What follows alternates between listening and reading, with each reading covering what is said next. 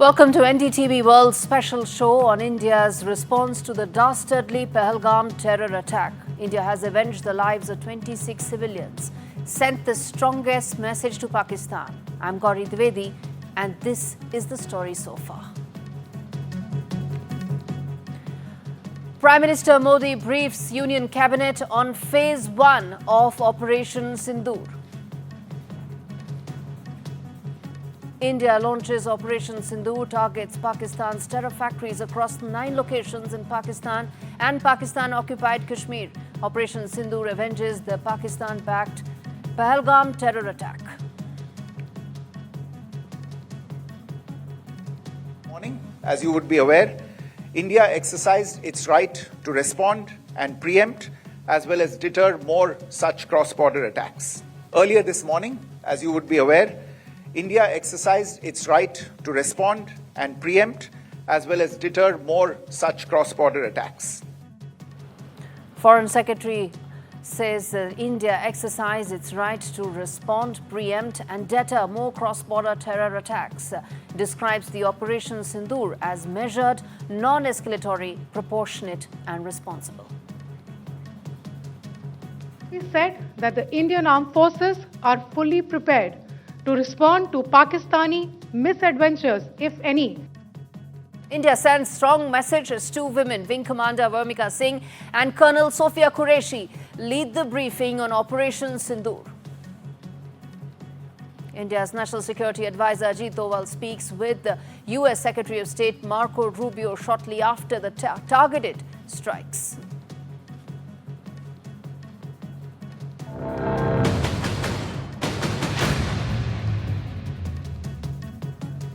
Viewers, in the early hours of May 7th, India launched Operation Sindoor, a high-precision military strike targeting the terror infrastructure deep inside Pakistan-occupied Kashmir. In fact, 25 minutes saw 24 missiles and 9 strategic locations. From Muzaffarabad to Bahawalpur, India struck key terror hubs, long believed to harbor Lashkar-e-Taiba and Jaish-e-Mohammed operatives. According to India's Defense Ministry and the specific intel it had, over 70 terrorists were killed, including high-ranking field commanders. There were 60 terrorists who were injured. And viewers, these were not random strikes. They were surgical demolitions of camps, of depots and recruitment bases. In Bahawalpur, a known ideological terror training compound, it was completely flattened. In Neelam Valley, command nodes were dismantled, all with precision munitions, minimizing the collateral damage on civilians or military installations. Perhaps most explosive is the claim of Pakistan army complicity. In fact, India presented evidence that Pakistani military elements, whether it is the ISI or other deep state elements, provided logistics, training and safe havens to these terror groups. Some camps operated within eyesight of the Pakistani army cantonments. The international community has responded swiftly.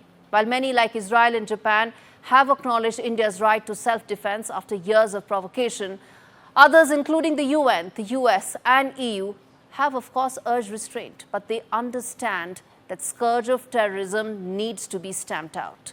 The line of control remains tense. Why?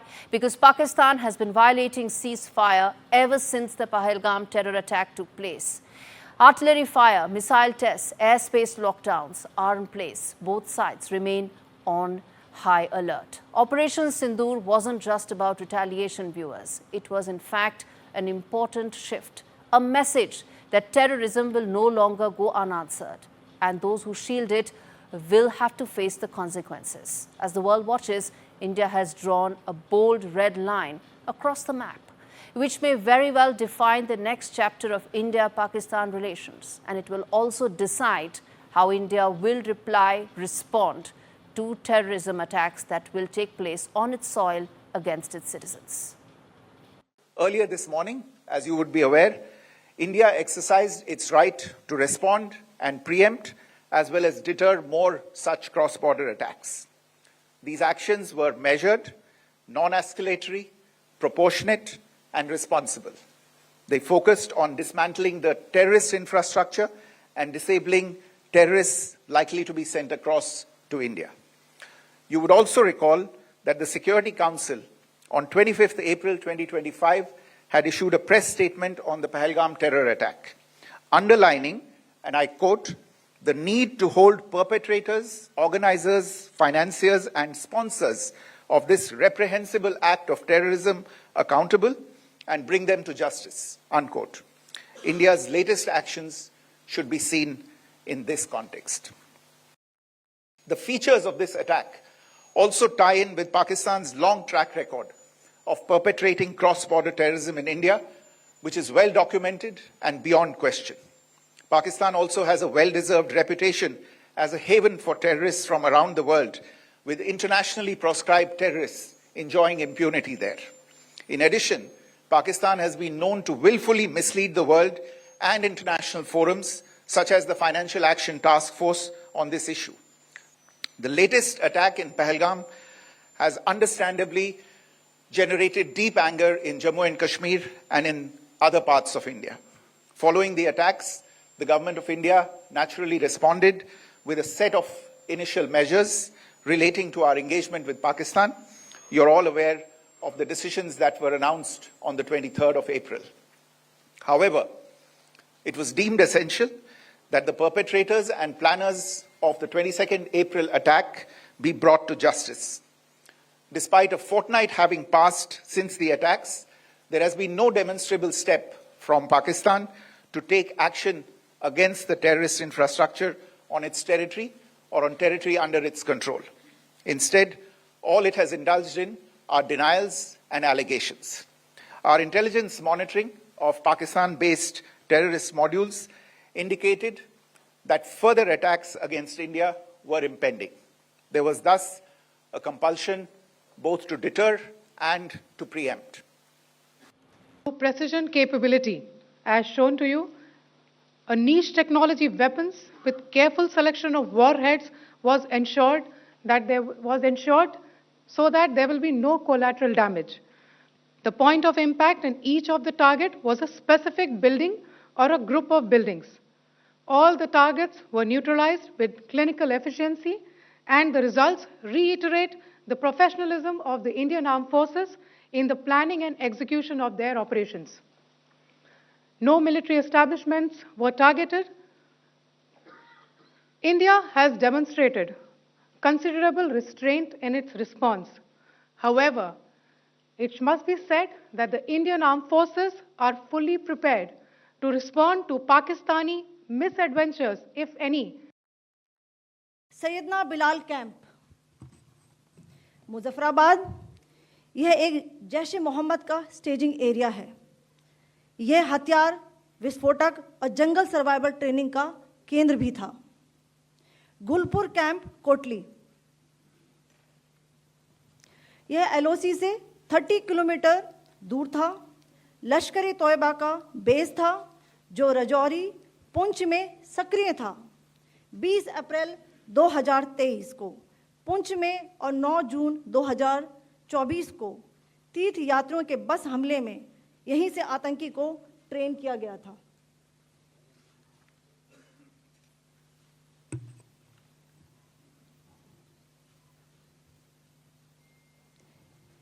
Barnala camp, बिंबर, ये LOC से 9 kilometre दूर है।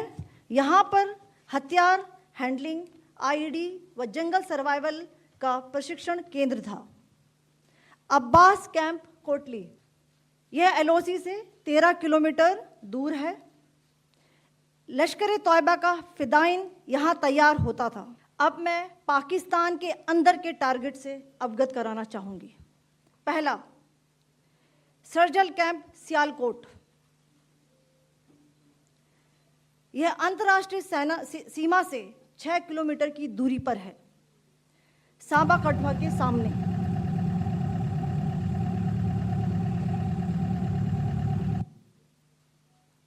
मार्च 2025 में Jammu and Kashmir police के 4 जवानों को की जो हत्या की गई थी, उन आतंकवादियों को इसी जगह पर ट्रेन किया गया था।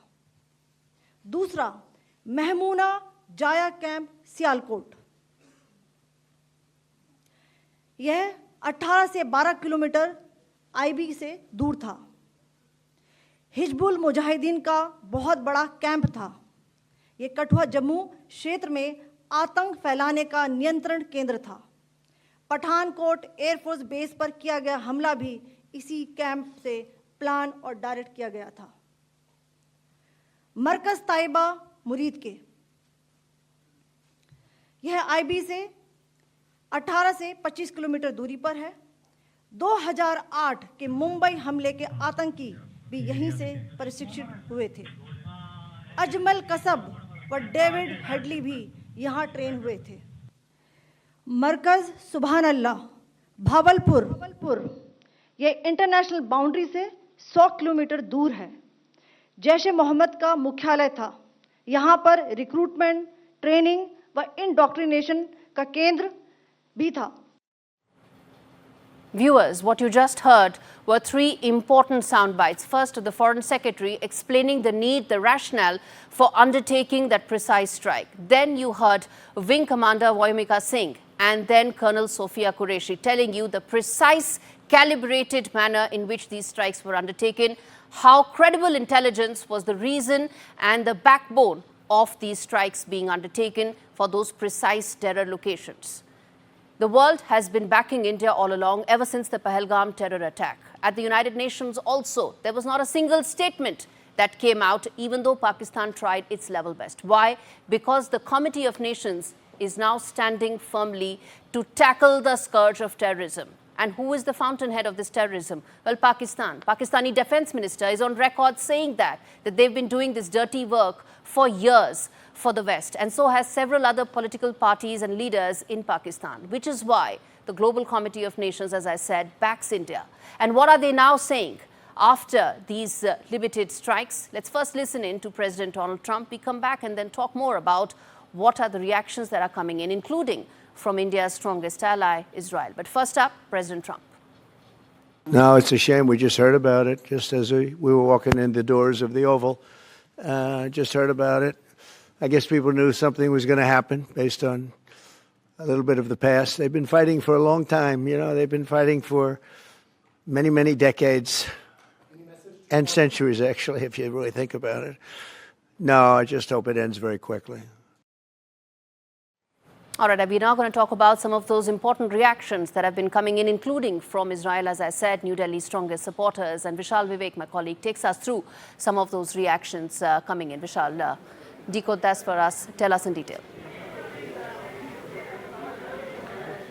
So reactions have been trickling in from across the world.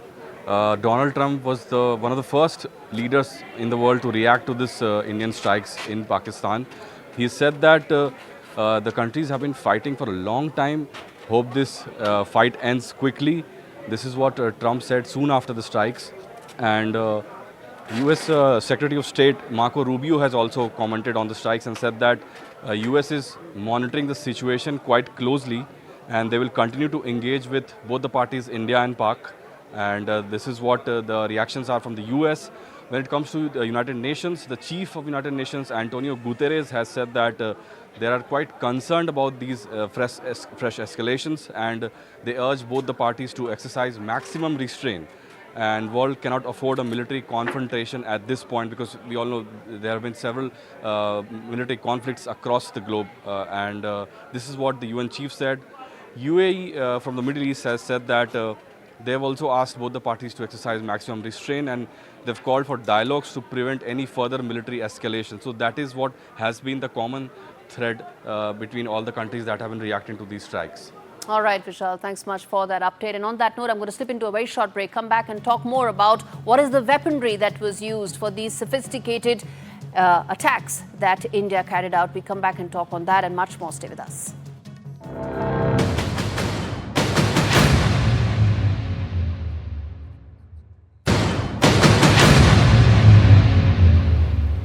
Indian Army's Operation Sindoor, 25 minutes, 9 key targets. Pakistan, Pakistan-occupied Kashmir, specific areas which were the terror factories have been dismantled. But what was the weaponry that was used by Indian forces for this sophisticated operation to dismantle the terror infrastructure in these targeted strikes? Arjun Samar Mahindan breaks that down for us.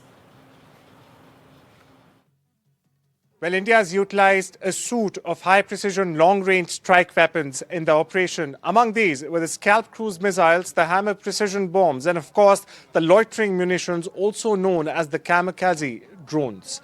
Now, the Scalp or the Storm Shadow missile, it's a long-range air-launched cruise missile with a range extending 250 kilometers, and it's specifically designed for deep strike capabilities. Now, coming on to the Hammer or the highly agile modular munition extended range. The Hammer smart bomb was used to strike hardened infrastructure. Now, this also includes infrastructure which is reinforced and multi-story buildings which have been used by terror outfits like the Lashkar-e-Taiba and the LET in the past in Pakistan. It has a range of around 50 to 70 kilometers depending on what altitude it's actually launched from. And finally, the loitering munitions, also known as the kamikaze drones. Now, these loitering munitions were deployed for surveillance, target acquisition and terminal strike roles. These drone systems hover over targets and either autonomously or under remote control identify and eliminate threats. So has India been able to achieve its key objectives from this specific, precise attack on these terror factories? What happens next? What should we be prepared for? Lieutenant General V.K. Chaturvedi breaks that down for us on the show. General Chaturvedi, thanks so much for speaking to me. I want to understand from you, firstly, has India's core objectives been met with this attack that took place, that it undertook? Gaurie, definitely as far as the kinetic engagement or the military action is concerned, the objectives have been met. We have neutralized their training camps and also the headquarters of the terror organization, that is the Jaish-e-Mohammed, Lashkar-e-Taiba and Hizbul Mujahideen. Deep inside, not only in the LC sector, it is now even in the IB sector in the Pakistan, Punjab. However, if you are asking me whether the complete objectives which India has set for itself have been achieved, I'll say not yet. There are still the economic, I'll say diplomatic and political actions that will need to be taken to ensure Pakistan gets isolated and learns the lessons of its life and does not indulge in as a statecraft for its achieving its national objectives, use terror. Terror as a state tool that has been the go-to strategy for Pakistani generals for almost 3 decades now. General Chaturvedi, then let me ask you this, that the 25-minute operation saw very precise, credible intelligence-backed strikes that took place and the 9 terror camps that were dismantled. There is also surveillance proof that's come in, that there's drone proof as well. What do you think our next course of action should be? As someone who's done this planning, preps and all in the past, talk to us about what is the next steps that we should be prepared for. Gaurie, India has taken all the possible steps. They have catered in the likely Pakistan response. What we have done in last night, that is between 1:05 and 1:30, that those 25 minutes that you just said, is the highest degree of professionalism, and any armed forces will be proud of the action that Indian armed forces have done. We have destroyed the 9 terrorist camps and the headquarters at Bahawalpur without causing any collateral damage. We went in for precise attack. We had the precise information. We deliberated upon the mode. We ensured adequate amount of surprise and deception in our execution, and also carried out the final attack with total commitment, dedication and precision. We came out without any casualties, unscathed. This is tribute to our armed forces, and I bow my head to the professionalism that our Indian Army, and I'm proud of the Indian Armed Forces. As far as the Pakistan response, India is very well prepared all across the border. That is the LC as well as the IB sector. But I don't think we have only engaged the terrorist camps and their headquarters, which is as per what the United Nations had desired. And I think that is They the need to be brought to distinction. justice. And that is the real distinction of a professional army, not one that is ideologically committed to a particular cause or backed by a certain religious thought. This is the professional army, the Indian army, that it goes by intelligence and only focuses on those terror modules that were attacked. No civilian casualties, no military installations targeted. And I think that is the biggest takeaway, isn't it, General Chaturvedi? Totally agree with you, and that is the reason why Pakistan cannot now in any way find some sort of a reason to retaliate. What will they retaliate? We don't have any terrorists.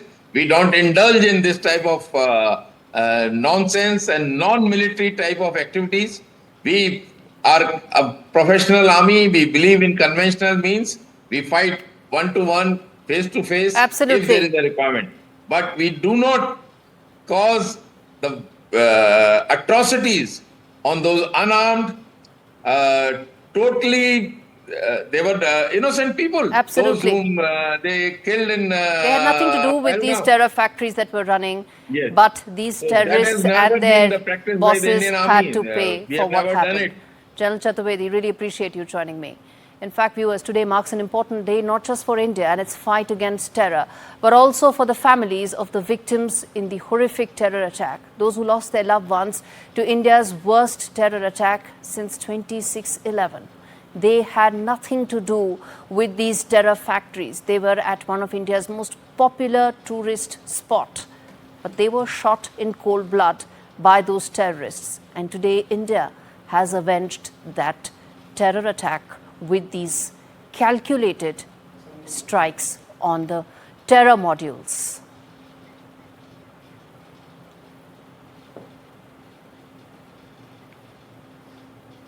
Viewers, India is not stopping. It is planning. It is preparing. There are mock drills that are set to take place across 244 districts of India. Operation Abhyas. It's being held across the country to prepare residents. These drills will be for air raid sirens. They will be for blackouts and much more. But schools, colleges, hospitals, banks, all will remain open. Why? Because it's not about panic. It's about preparation. It's an exercise that hasn't been done since 1971. Viewers, it's also a testimony to the times we live in, that India lives in, that Indians live in.